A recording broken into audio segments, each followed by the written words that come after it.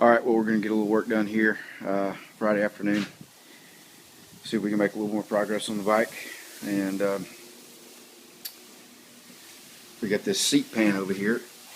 And let's see if we can get this at a good angle where it shows up in the camera here. And we can go ahead and remove the rust on that. It's pitted up a little bit, and it's got these, I don't know what you call those, some type of rivets. So we're going to pull those out and do some grinding.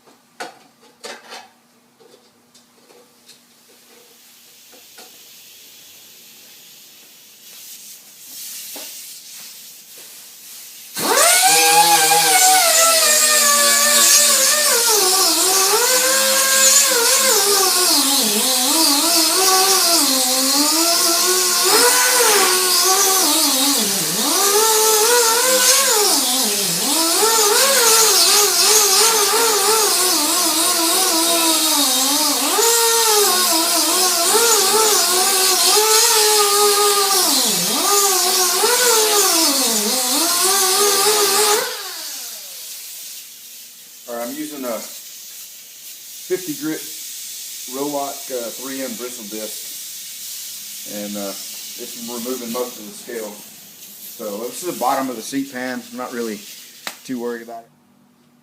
Alright, using the grinder didn't work all that well, so we ended up blasting it, and came out pretty good. The green disc was basically just smoothing it out and, kind of glazing it over rather than removing the rust. It was removing some of the scale. But my blast cabinet's kind of a pain. It's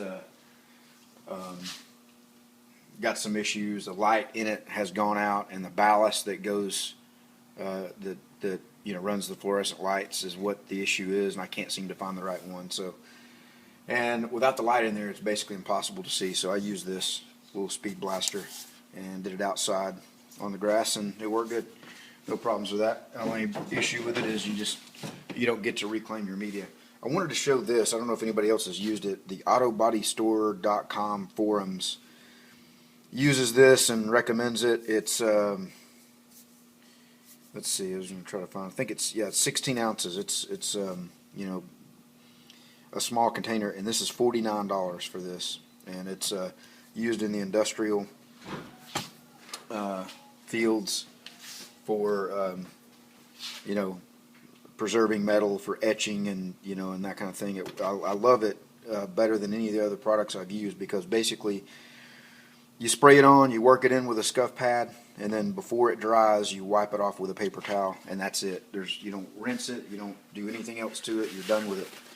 And it conditions and preps and etches the metal, and it also will convert any rust that's there, like most of the other converters. So we'll just put some on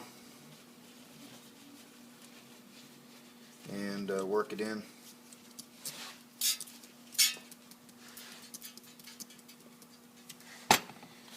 Use a fairly liberal amount. Just work it in with a scuff pad. And it's a really thin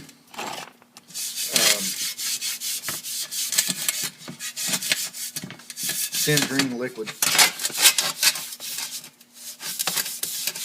And I probably should be wearing gloves with this, but I don't have them on. Who knows, it may be just $50 vinegar water. I have no idea. But I know you don't have to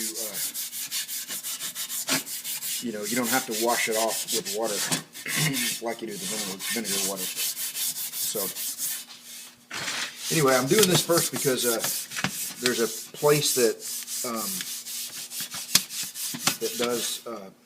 that'll make a leather seat cover just for the Simplex, and they will stitch the Simplex logo into the seat. So you have to send them the pan, of course, and they'll cover it. So it takes 2 or 3 weeks to get that done. So I wanted to go ahead and get this painted and get it off to them so they can start working on it. It's got a crack in it right there, right at where it bolts. So I may tack that up and ground it down just so that it doesn't continue to crack on us. So I'll probably do that tomorrow. So you can see it kind of, leaves a little bit of a different finish on the metal. You can definitely tell it's got it on there.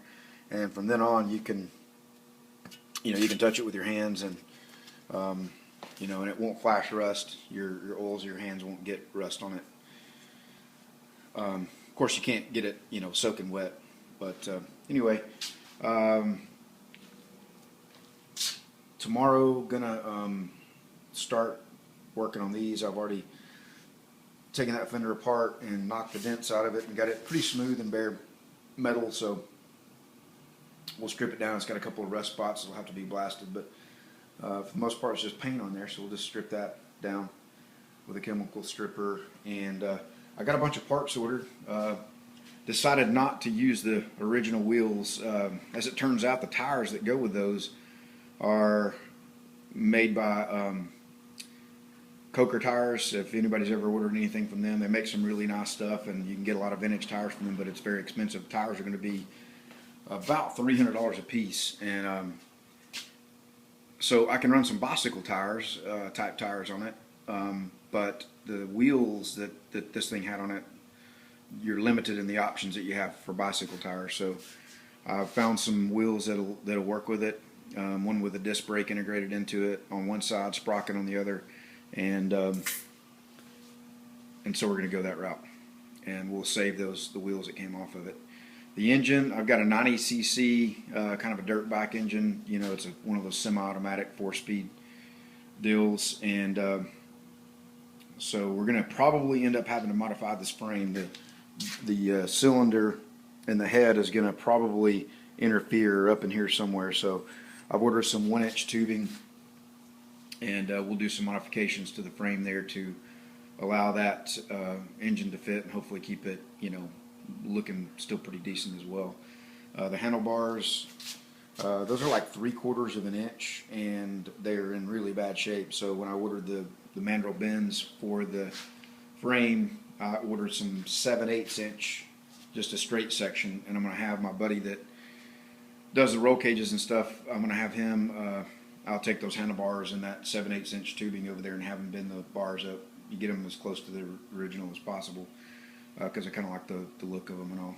So anyway, just rambling on. Also got a gas tank ordered for it.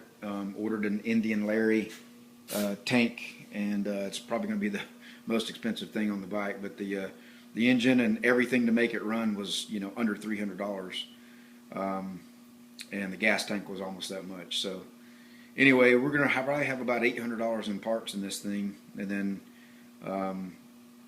and I basically don't have any money in the bike itself because I traded a camera for it that I wasn't using, even though it had value. I'd not used it in a while, and Pete wanted the camera. He does a lot of the videos, as everybody knows, so it worked out to be a good trade.